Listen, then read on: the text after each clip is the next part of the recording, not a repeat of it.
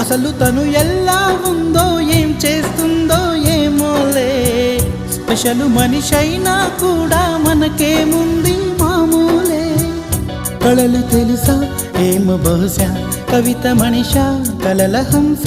మనసు కొంచెం తెలుసుకుంది కలిసిపోయే మనిషిలాగా మంచి పద్ధతంటూ ఉంది మదిని లాగుతున్నది ఎంత ఎంత వింతగున్నది